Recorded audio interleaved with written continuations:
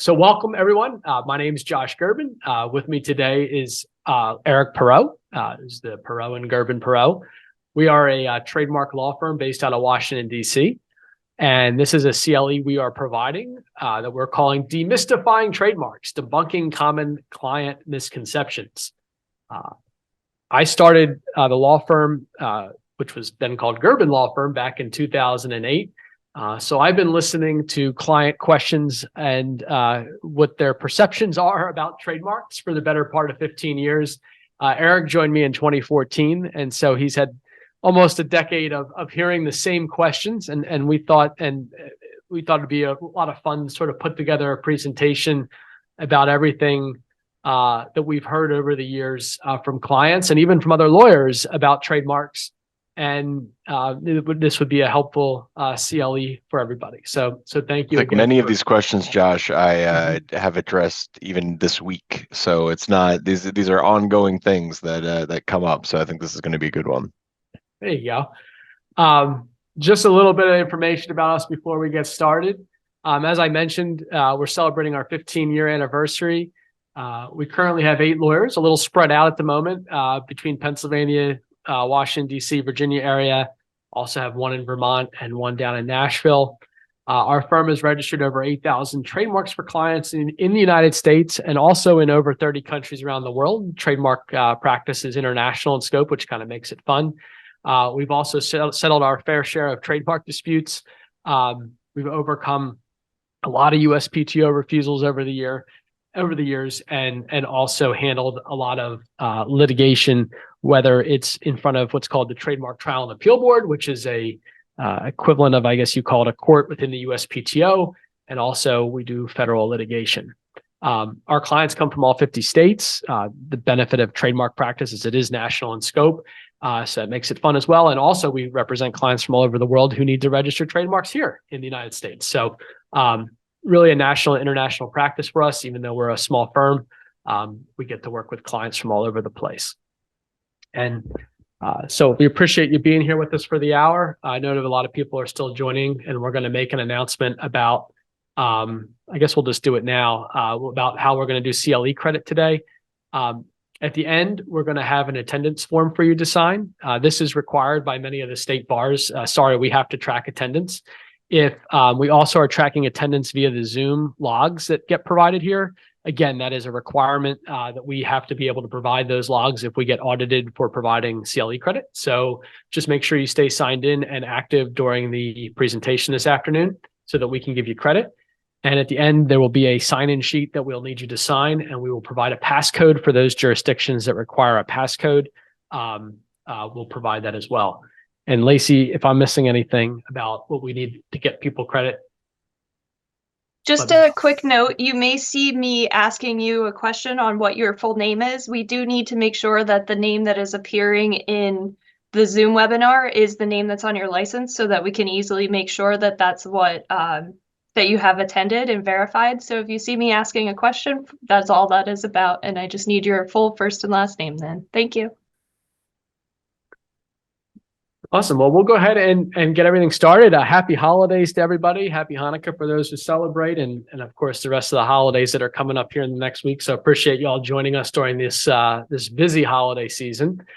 As I mentioned here a few moments ago, and a few of you just joined, our topic today is common misconceptions that we hear about trademarks from our clients and even out of other lawyers that we work with. And we thought this would be a fun one. So we'll go ahead and get it started. The first thing I always do at the top of a CLE about trademarks is just make sure we're all on the same page about what a trademark actually is. By definition, a trademark is what's called a source identifier. So that means that when a customer sees a name, a logo, or a slogan, let's just use Nike as an example. You see Nike on the side of a box of shoes, you know that the shoes you're buying came from Nike Inc. So it identifies the source of the product. And that's important from a consumer protection standpoint because obviously consumers need to know the quality or the character of the goods that they're buying or the services that they're buying. And that's what trademarks come in to do, is they protect consumers and protect consumers from anybody offering two products under a very similar or same name. So trademarks can really come in a lot of different forms that consumers use to identify a particular company. Common ones are obviously the name of the company or the product or service. Slogans, again, using the Nike example, would be "Just Do It." You have logos. This would be the Nike swoosh. Trade dress is a form of trademark protection. So think of the cap of a Maker's Mark bottle. If you saw that, you would probably connect that with the Maker's Mark whiskey. That's a form of trade dress that can go on packaging. Sounds are trademarks. So when you log on to Netflix tonight and you hear "ta-dum," that sound is actually protected as a federal trademark. So if you were to log on to another streaming service and hear that, you would think you might be on Netflix, and you wouldn't be, and that would be a problem. Colors can also be protected in certain cases, patterns and even shapes. These are a little harder to protect as trademarks, but those are all things that might be source identifiers that a client could protect depending on the nature of their business. Let me get my screen to roll here. Josh, if I can jump in real quick, I'm sorry, I forgot about this. I did Yeah. in the meeting chat send a link to the written materials. We did have a question come through about that.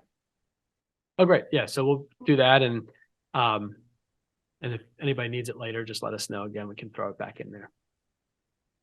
So these are just some of the examples that I was just going through about trademarks. So that is what a trademark is. Now, what are the common misconceptions that people have?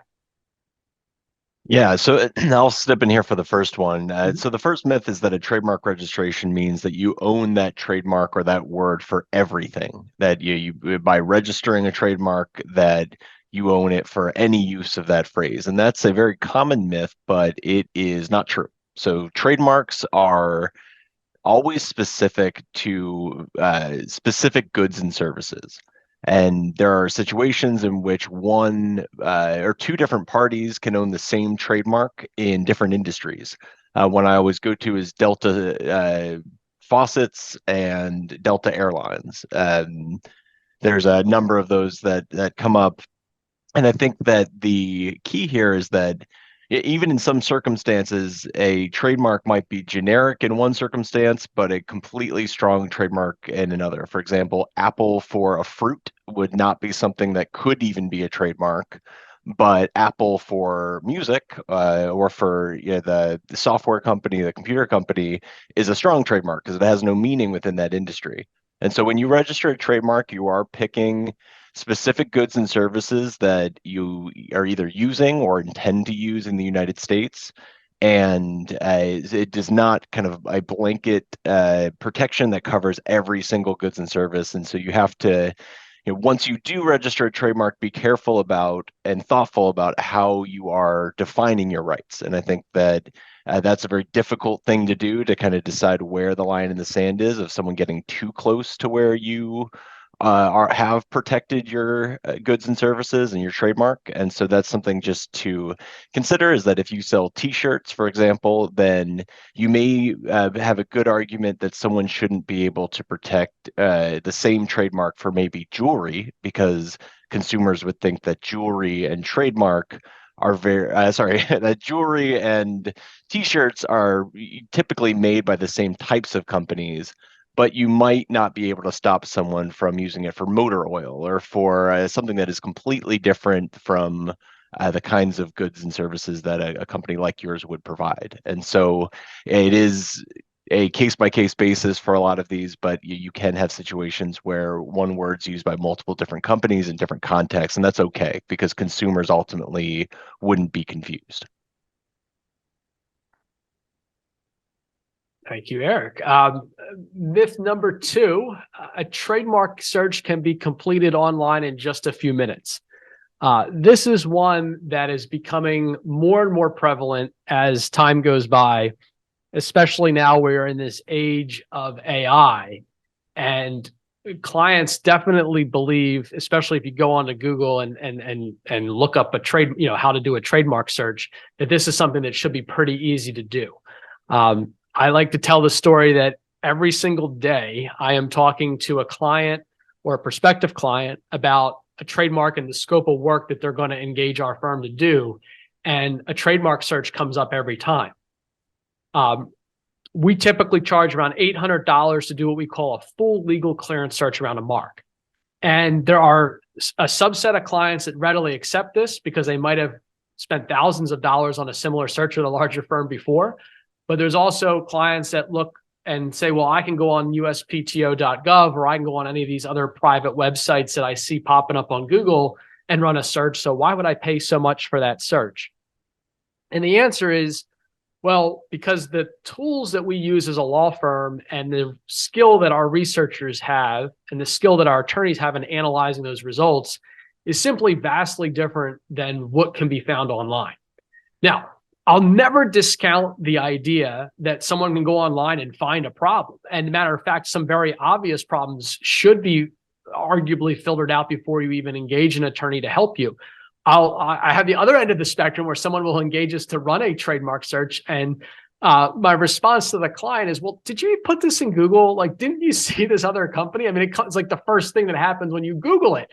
So there's always this sort of idea that it would be great to do some initial research. You know, the client should do some initial research on their own just to make sure there's not an obvious conflict out there in the marketplace. But it's the more nuanced conflicts that clients typically miss in these searches that then come back to be problems later on. So I think, Josh, and that goes with myth number one, too, that trademarks are not protected as a global kind of protection that you get for all goods and services. And so it could even happen the opposite way, where someone who doesn't know, they might see a identical trademark to theirs and may not be able to analyze it in a way that makes them realize that it's not a problem or might not be a high risk, even if it is exact. So I think that that's what these free searches don't kind of give context to. For sure. And I will tell you that over the years, we've been approached by a number of vendors that want to put a free search tool on our own website, right? And say, well, why don't you have a search tool so people can look? And I'm like, well, that would give them a complete false sense of security that they're on a law firm's website with a search tool. And they think that that's going to be official because, you know, most people don't read the fine print that we would put with such a search. So we've never done it.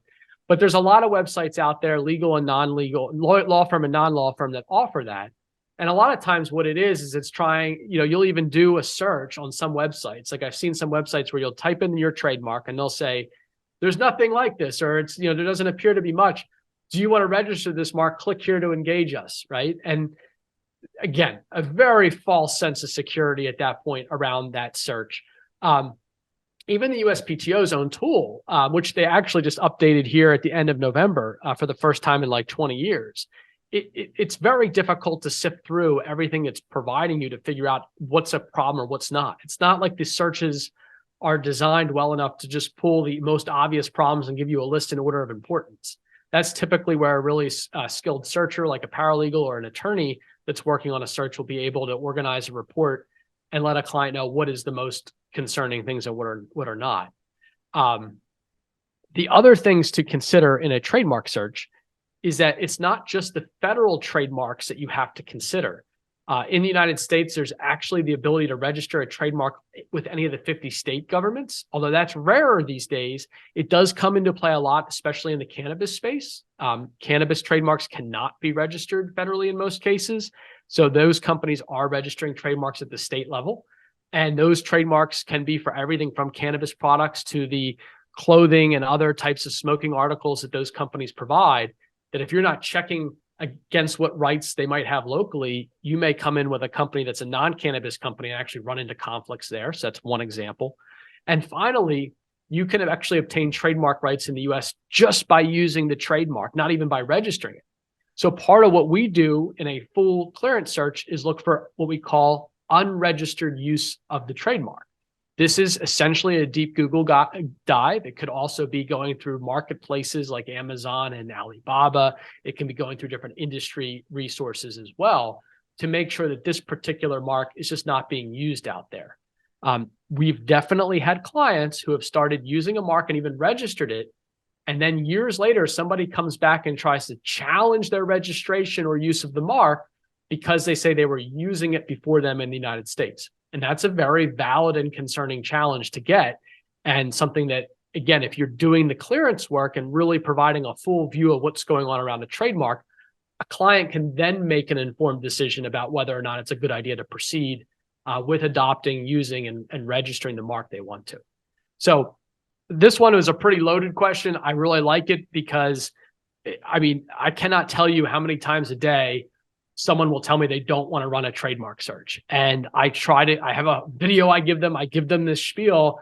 And sometimes the clients are like, oh, I didn't even realize. And of course, some people still think they know better and really don't want to invest in a search. And so you'll find that in practice, and you'll find that depending on the client, you'll have varying different opinions as to how important a search is. And before we move on to the next one, just a reminder, if you put a question in the chat, or I guess we also have a Q&A, we will be monitoring that, and we can get to those.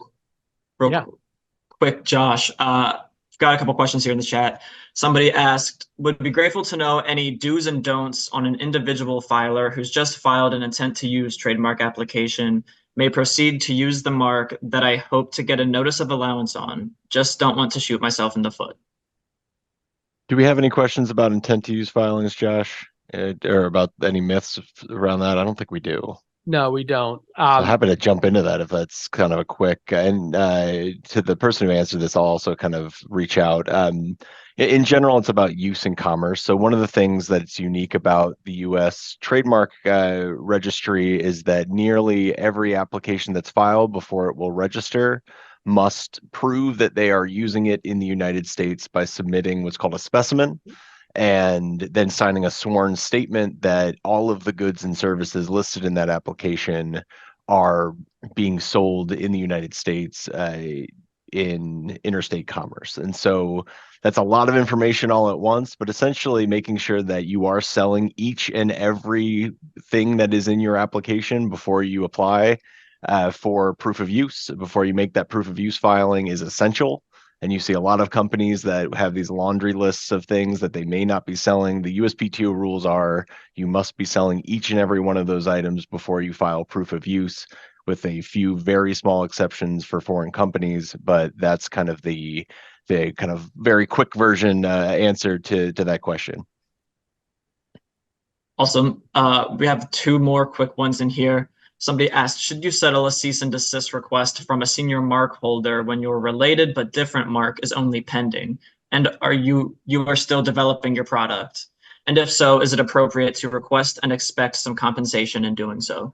Hunter, I appreciate the question. I think we're going to try to move on to and take questions related to the presentation. And then if anybody has any specific questions about a case like that, we can hold those and address those, offline essentially.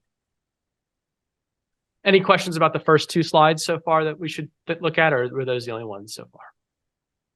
I think a good one is actually, are cannabis companies doing business in the U.S. required to maintain 50 separate trademarks? And the answer is that they're not required to. I think that they're only, if they want to seek additional protection in the states where it's legal to sell marijuana products, then they can seek that out on a state-by-state level. And in that case, each state that they would operate in are ones that they would be needing to keep up with for now. That could change on a federal level if Congress took action. But for now, that is kind of the strategy. You just have to be aware of that. Very good. All right, let's move on to myth 3. We've got we'll try to keep it moving. Sure. Yeah. And so this one we'll move through really quickly, that once a trademark is registered, it's registered forever. This misconception comes up a lot in the context of, you will see in many places that a trademark can last forever. And that is true. A trademark does not have any firm expiration date, but a trademark registration does. A trademark registration must be renewed in the United States after 5 years, so between the 5th and the 6th year, at the 10th year, and then every 10 years after that. And to anyone who has any experience, for any of our international guests, that's different than most places in the world. This 5 to 6 year renewal period is unusual for most trademark registries, and very important. After that 6th year, there is a 6-month grace period. Then after that, it is a dead mark. After the 6-month grace period, there is nothing you can do to revive that trademark unless it was some kind of catastrophic error by the USPTO. But So that is important to track these deadlines very closely and to be aware of when these deadlines are so that you don't lose that trademark registration. Absolutely. I get about an email a week from somebody who says that my trademark has lapsed and I need to revive it. And the answer is, well, we can't revive it. Well, we could file a new application, and that can be painful. I have to go back through the examination process and potentially face refusal, potentially lose priority dates. So keeping up with those renewals and making sure those deadlines are docketed are really important. The next myth on our list, common words cannot be registered as a trademark. This is something I get from clients a lot who will say, well, I think my name is too common. And I'll say, well, and sometimes it is, but I'll say, well, tell me what you mean by that. And they'll say, well, I want to, and Eric touched on this earlier, but I want to register the word Apple for a computer brand, but it's just the word Apple. And my response is, well, actually, that's a great name because Apple has nothing to do with computers. If you came to me and said, I want to register the trademark Sweet Apple for a brand of apples, then yeah, that's too common. You can't do that. But taking a common word and applying it to a product for which it has absolutely no meaning, that is actually one of the strongest types of trademarks and trademark rights that you can create. And part of the reason that not many people do that is because if I were to tell you and you didn't know about Apple Computer and I were to say, well, go get that Apple, you would have no idea that I was referencing a computer. And the amount of marketing and the amount of investment in marketing that goes into making a brand like that pop is intense. And so most companies opt for names that are a little bit more obvious, but on those non-obvious names, it is one of the best ways to come up with a unique trademark. And then myth number 5, and actually before we move on to this, I did have see a question about myth number 3, is that that relates to the idea that if a mark becomes, and I'm paraphrasing a little bit, but if it becomes so synonymous with a specific product, can you lose protection in that? And that is actually a rare chance. So that's called genericism. It actually has one of the coolest names. It's called genericide, when a name becomes so synonymous with the product that consumers don't even know it's a brand anymore. Some of my go-to examples are the Escalator used to be a brand name, but now that is what we call it. Murphy Bed used to be the name of a company, the Murphy Bed Company, that invented what we now think of as the Murphy Bed. So that can happen, and that's why it's important to really not allow that to happen. But that's a little bit of a more long-term strategy, just to make sure that you are making it clear that this has a generic name and then it has a brand name. And as long as you can separate the two, then consumers usually can too. But then kind of on the how do you create a trademark, one of the common misconceptions is that if you form a corporation or an LLC, you use that name, you file it with the state, that you have trademark protection and that it's available to use. So that is a very common misconception that happens. And so when you file for a corporate name, that is an administrative process. They are comparing it to within the state only that you apply in, exact or very close names, and that is not related to the trademark database at all.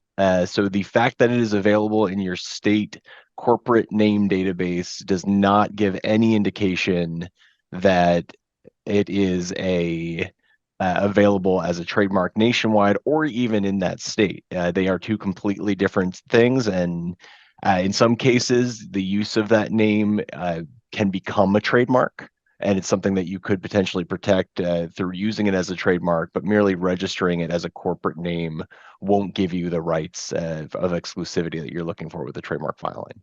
Yeah. Sorry for the jumping around. I managed to spill water on my computer and it's messing with the mouse. Let me try to fix this once and for all here.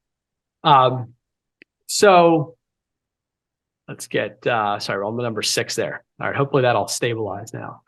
I just did see one question. Sorry about that. I did see one question in the chat about trademark searches that we talked about previously, and I wanted to take it because it was a good one. Will AI change, trademark searches and how they're done?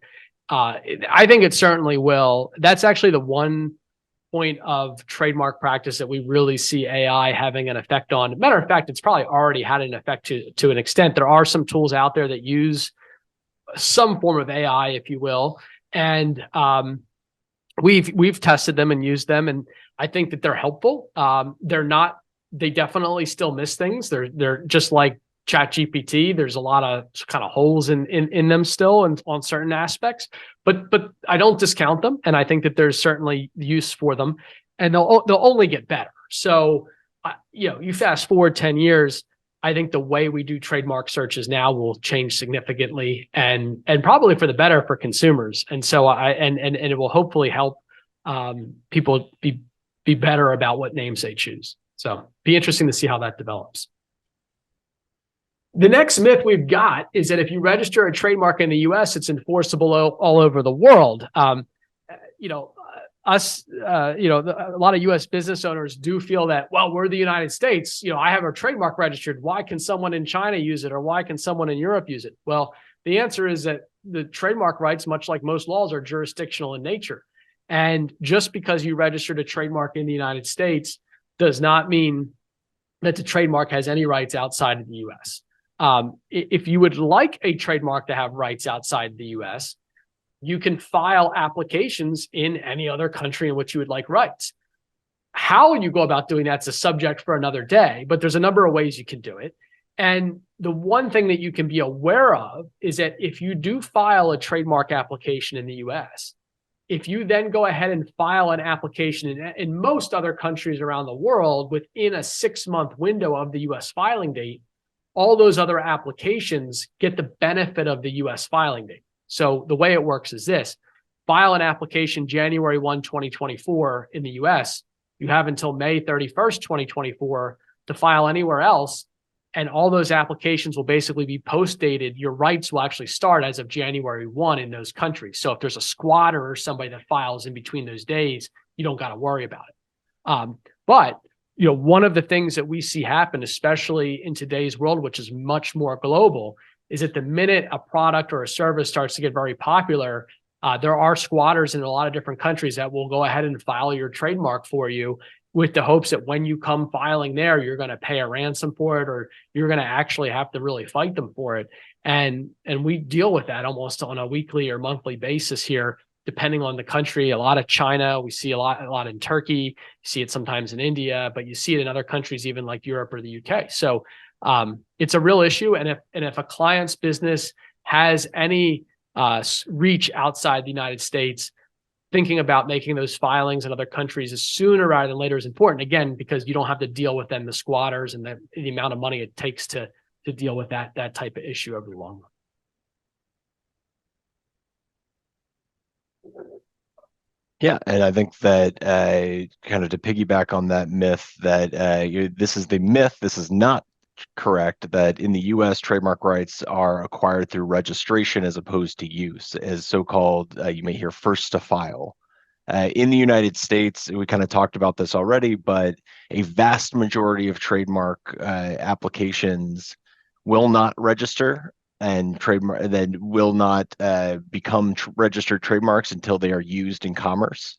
And there are ways to reserve rights in a trademark. It's called an intent to use application. One of the questioners asked that earlier. It's a way of filing to potentially get earlier than protection than your use date. But at the end of the day, for US registrants, the vast majority of them must have use, and that your use date is typically going to be when your trademark rights are begin. And there's the exception to that is the so-called intent to use application that allows you to file earlier than that and get earlier rights. But if there are two people and one person applies for a trademark and then the second person applies and they've been using it since before the other person's application date or use in commerce date, then that person can still say, well, you're claiming nationwide exclusive rights in the United States. I've already been using it somewhere in the United States. If anyone should own this trademark registration, it's me. And there's a lot of nuance to that, so I don't want that to kind of be that there are situations that can come up that might affect that. There's some really kind of difficult things that we'll talk about later about if you wait too long to apply, someone could file an intent to use application, or you could have situations where you're in line behind many other people, even if you are the first user of it. That can get very expensive to enforce. But kind of the bottom line is that the U.S. Trademark Registry and the trademark system in general is based on use in commerce. And that is something that's just important to know moving forward, that simply registering a trademark, if you don't tell the trademark office the truth, then you say, well, yeah, I just want to register this. I kind of made a mock-up and I submitted it. That's ultimately not going to be enough to enforce a trademark, then that you have to be actively using it in interstate commerce.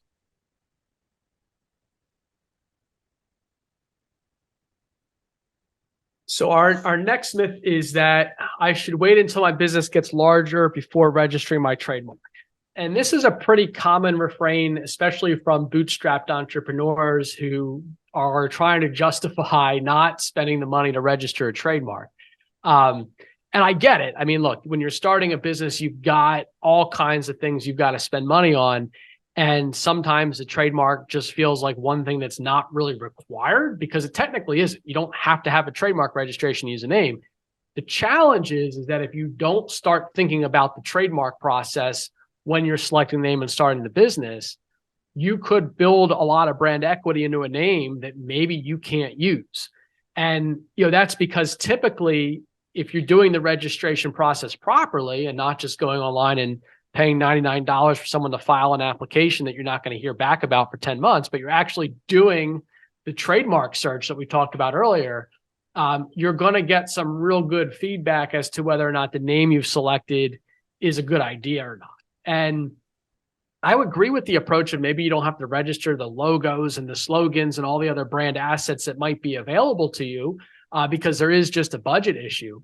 But the name that you're going to be building a website around, an app around, whatever, podcast around, whatever it is you're building, that's kind of critical not to have to change, as you're getting a business underway. So my refrain to clients is, look, if you're starting a business, and again, costs are going to range law firm to law firm, but if you're working with a law firm like ours, if you have a $2,000 budget for your name, a lot of times we can get the work that we need done. And that is a pretty wise investment, depending on what else, you're putting into the company. If you're only putting a couple $100s into a company to get started, well, maybe that's not going to make sense. But if you are putting $50,000 or $100,000 up to get something off the ground, doing the work on the name is really highly advised. The other point, which is the last bullet point on this slide, is that we are dealing with, and something if you follow me on social media, we talk about a lot, we are dealing with the longest wait time in U.S. history to get a trademark application reviewed by the USPTO. So back in 2008, 2009, when I started the practice, we'd file an application. Typically 3 months later, we'd hear back from the government whether it was accepted or not. So it was as close to real-time feedback as you're probably going to ever see. Now it's taking at least typically 10 months to get that response. And so you're going to be light years down the road in your business before you even hear back from the USPTO.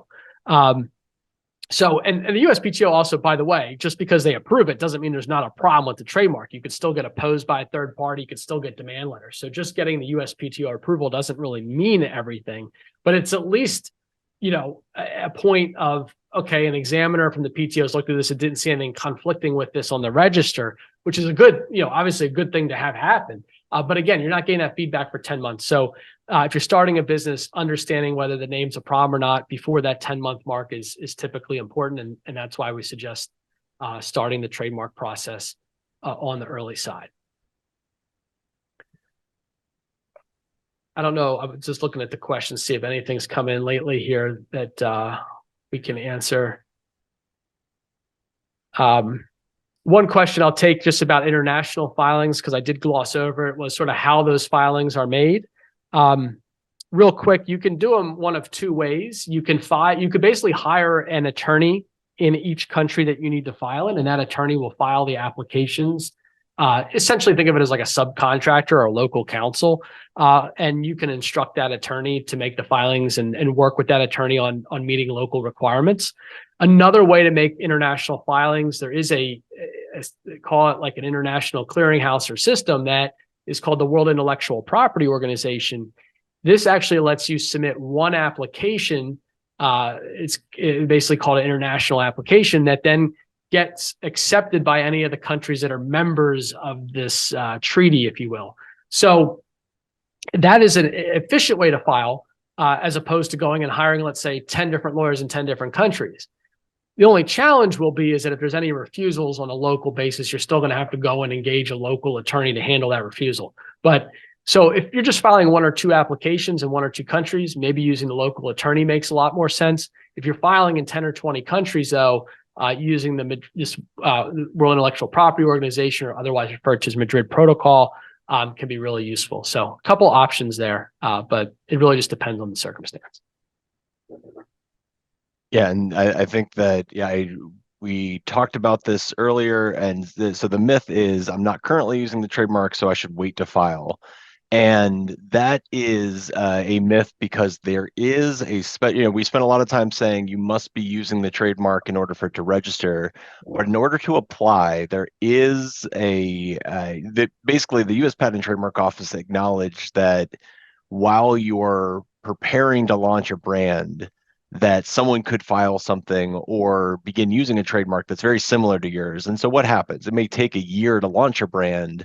And what happens if you kind of aren't able to protect it in the meantime? And so they came up with an intent to use basis. And it's this idea that if you have a bona fide intent to use every single item that's in that application, you can file the application, and your filing date becomes your what's called constructive priority date, meaning that when that trademark registers, regardless of when you begin using it, it dates back to that application date.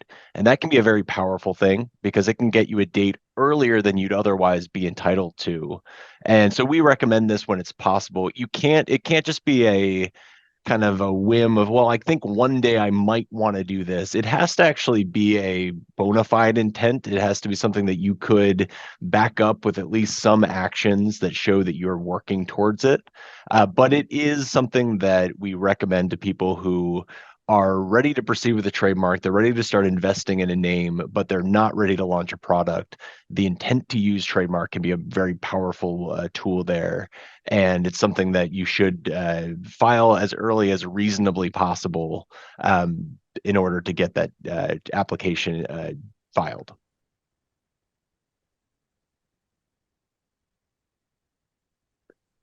So the next myth we have is that a trademark must be copied exactly for a good trademark infringement case to exist. So this gets into a little bit more outside of the how do I get my trademark, but now I've got a trademark, and what do I need to do if I see somebody out there using something even similar or maybe not identical to what I registered for. And this is where the judgment calls become judgment calls. When you have a trademark that's registered, part of the requirement, if you will, is that you're policing the marketplace and policing the register. If you don't do anything and you just sit back and say, I'm just going to let my registration exist and I'm going to use it and I don't really care what else is going on, that's fine. But basically the rights will erode over time. So you think of it as like you have a pretty big circle of rights to start with. And if you don't do anything, then the rights get narrower and narrower over time. What we typically recommend to clients, especially those with brands that are really highly valuable, is that you're looking for any trademarks that get filed that might be phonetically similar spelling, similar like start of the trademark, that are going to be in your product space. Because the fewer of those that you have that exist, the stronger and broader your rights are if and when a real bad infringement happens and you have to take some really serious action. So going after these smaller level, if you will, infringements or things that are maybe not as concerning is still really important for when it comes time, showtime for the big case. Because one of the things that'll come out in discovery is how much policing you've done. And if you don't do any policing and you don't ask people to stop using similar marks, or you don't ask people to stop using the same mark for similar goods or services, then again, those rights that you now have are extremely narrow. And depending on what the infringer is doing in the case that you feel you need to proceed, you might find it to be a harder case to win. So again, this is a super nuanced part of trademark law and one that there's no hard and fast rules for, But for every client, we typically develop an idea of what we want to enforce against and what we can let go. And that will sometimes depend on how how important the particular mark is to a client. It'll depend a little bit on the client's budget for that kind of work too. And it will also just depend on what we see on a case by case basis. But the answer is, it doesn't have to be super obvious. It doesn't have to be just an absolute copy of your name. It can be something that's similar and still important enough for you to think about addressing. And again, it doesn't have to be addressed through your filing lawsuits. It can be addressed through letters and negotiations and looking for limitations on other people. There's all sorts of creative ways to solve the problems, but something that should be thought about for any trademark that has a lot of value. Yeah, and kind of to piggyback on that, the line in the sand, this idea of how broad of a trademark do you think your trademark goes, and vice versa. If someone sends you a cease and desist letter, then how strong do they think their trademark goes, is very much on a case by case basis, and it involves 11 different factors depending on which court you're in. It could be anywhere between 9 and 11 or more factors that all go into this idea of, would consumers be confused? And so it is a very detailed kind of analysis, and there are differing opinions on how strong a trademark is. And so I think that there is a lot of room in the middle to negotiate that, but yeah, it is something that there is this gray area that is challenging, and you have to often negotiate and find a middle ground that sides can live with, but it's not always easy to find that middle ground. Yeah. That kind of does walk into this one too. Yeah, exactly. So the Myth 11 trademark registration provides absolute protection from infringement, and that is also not the case. And so if you register a trademark, there is a time limit in which someone can challenge that registered trademark for it's 5 years. So once a trademark is registered, after 5 years, no one can say, well, I was using this trademark first and you're infringing on my trademark, let's cancel your registration. So there is a time limit there. But on the flip side of that the trademark registration, once you register it, the Patent and Trademark Office, all they will do is review incoming trademark registrations against yours and every other registered trademark and decide, thumbs up, thumbs down, can I allow this registration to proceed or not proceed? The U.S. Patent and Trademark Office has no ability to stop anyone from using a trademark in the marketplace. They don't have enforcement ability. They can't sanction anyone. That is only for a federal court after a long and expensive trademark lawsuit. And so the trademark registration will do a great job of being a deterrent to others. It'll do a great job of the Patent and Trademark Office when they're doing their job. It'll be there and it'll be used as a thing that can be deny other trademarks. But it is still up to each and every trademark owner to be policing their trademark from potential harm and potential infringement and others that could potentially limit the scope of a trademark. And that can be done in a number of different ways. There is monitoring that we recommend to clients that is something as simple as Google Alerts, where they're kind of Googling their name or they're looking at this frequently to see what competitors are doing. There's paid options, so they can have something that is a monitoring service that tells them when they do that. We have many clients who take advantage of that. But it's something that is required by the trademark owner to police the trademark and just to be aware of what's out there that could potentially limit what they can do with the trademark later. Because if someone, for example, if you are launching an apparel brand and someone else launches I'm trying to think of something that might be similar, like a blog or a podcast, and then they ultimately, if they are using the same name and then eventually you want to do a podcast, they might have a legitimate argument that, well, now you're switching from apparel to podcasts. And if you want to use the same name, you might not be able to anymore. And so there is this very real thing that if the more people who are using a name or a similar name, the tighter the boundaries get of your trademark protection or your client's trademark protection, and to be aware of that. And I don't think that means that you should go out and enforce every single use of it. I think that's where you get the phrase trademark bullies from, are companies that are overly broad in their protection. But I think a thoughtful and well thought out trademark protection is something that every trademark owner should have and should consider. Yeah. And Eric, I'm just going to take a question from the chat that came in Yeah. while you were talking, which is that, after 5 years has gone by and you've owned the trademark for 5 years, does that mean that you're no longer required to police it? No, actually, you're required to police it for as long as you own the trademark. Trademark rights can be lost, especially in a number of ways, at any point in time. So they can be lost 20 years after you've registered the mark. And basically the way that can happen too is if a mark becomes too generic. In other words, if everybody starts using a trademark in a certain way to describe your product in a generic sense, and I'll give you an example here in a second, then you can actually lose the trademark for it being too generic too. So Xerox would be a common example. There was ads run, we might still run them, but at least in the 90s, they were saying, hey, you're not making a Xerox, because people would say, oh, go Xerox that, right? You're making a photocopy on a Xerox machine. And so, Velcro is the same thing. Velcro actually put out a viral video. If you look up Velcro trademark video, you'll have a nice video to watch. But it's the generic name for Velcro is actually hook and loop. But people just referring to it as, oh, there's that Velcro when it wasn't Velcro brand, that risks the trademark. So not only do you have to keep other people from just using your brand forever, you also have to watch out for things like the trademark becoming too generic over time. So this is, a tough conversation to have with clients. I'll be honest, practically speaking, most clients don't like to engage in a lot of proactive work from a legal perspective. Everybody likes to keep legal fees to a minimum. A lot of times clients, once they actually have a trademark problem though, then start to really understand the value of policing. And so sometimes it takes that first kind of oops moment or ouch moment for a client to really get involved in a truly good and consistent policing practice.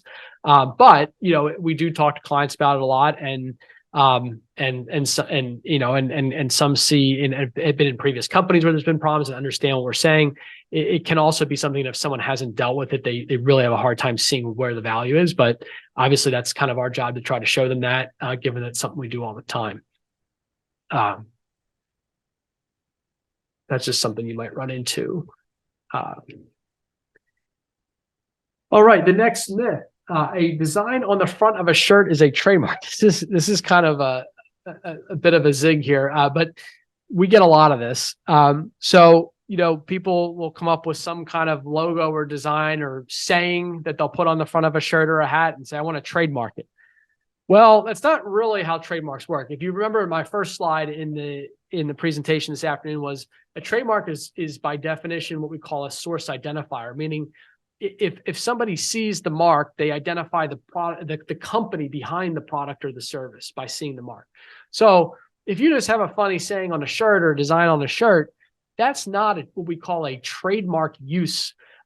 Typically, a trademark will appear on tags, labels, or packaging for goods like clothing. Now, do people register trademarks that appear as designs or sayings and things like that on the front of shirts and hats? Yes, they do. One of the ways you do it is by not only showing it on the front of the shirt or the hat, but also putting it on the label or the tag for the product. And so that can work. It would be potentially challengeable. If you go to enforce it, somebody might say, well, hey, this is just an ornamental mark. This is not, or an ornamental use of this phrase. It's not really a mark. It's not really a trademark. And that's where you could run into problems on enforcement. But if you do get the registration, again, by making sure that the particular mark is used in tags across product lines or, on tags or labels or something like that, then at least you have a more defensible claim to this is actually a trademark and not just some sort of ornamental design or saying, if you will. It's a common question because a lot of people that are in that line of business do seek trademarks on those types of things. So something that you'll probably get a lot of questions about.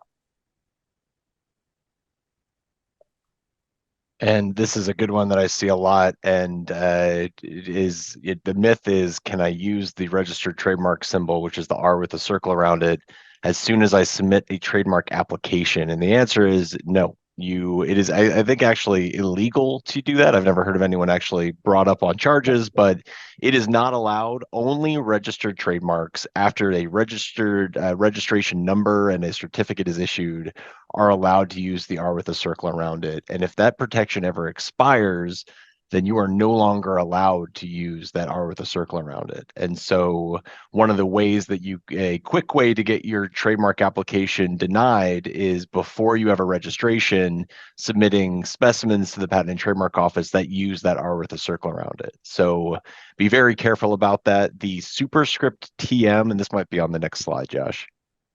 Oh, yeah. Oh, sorry. I'm slacking on my duties here. You can always use the TM or SM. TM you can use for anything. SM means service mark. It just helps show that it's a service that you're claiming rather than a trademark.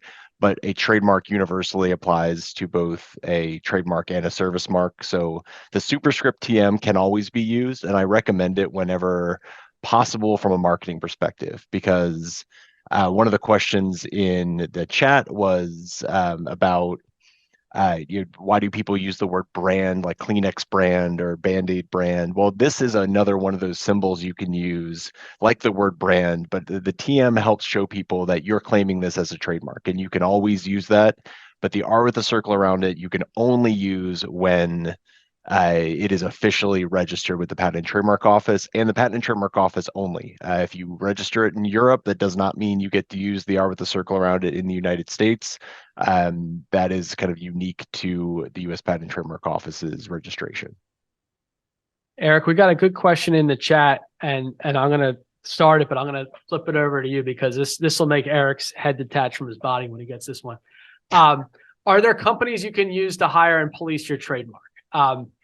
So the answer is yes, but and we won't mention them by name, but there's a lot of companies out there now that will claim that, especially if you're on Amazon or something, that they'll go through and send takedowns or demand letters for you based on what their AI algorithm finds is too similar to yours. And I'll let Eric address those kind of things in a second here because there's a lot of risk with that. But the short answer to the question is, yeah, there's companies, and you're looking at one of them. Me and Eric, this is what we do for a living.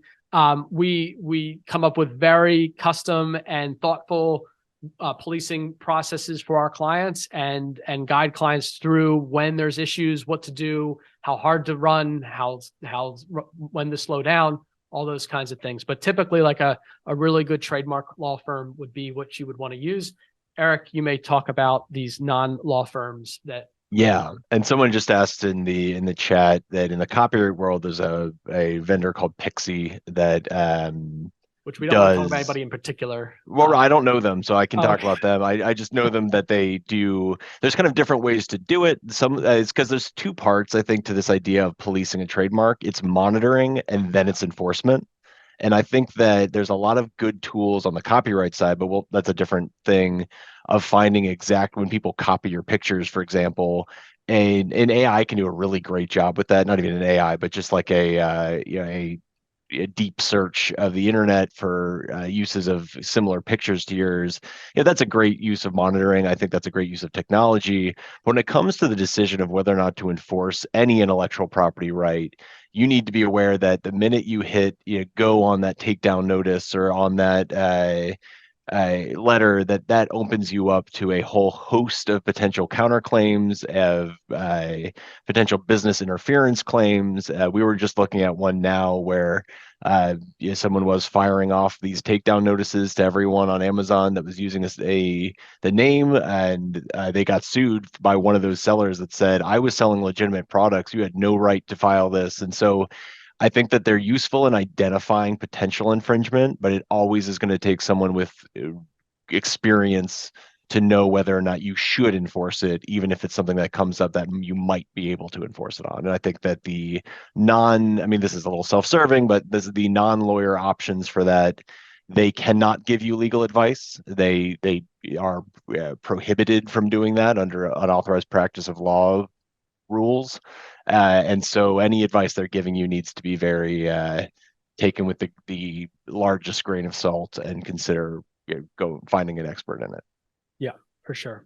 We've stopped many clients from using those services outside of hey, use them all day long to identify potential problems. Don't make an actual enforcement decision using one of those platforms where you don't have a lawyer letting you know what kind of liability you're accepting for sending that takedown notice. Hey, Josh, I just want to do a quick time check. I know we only have a couple more myths left, but we have about 5 minutes.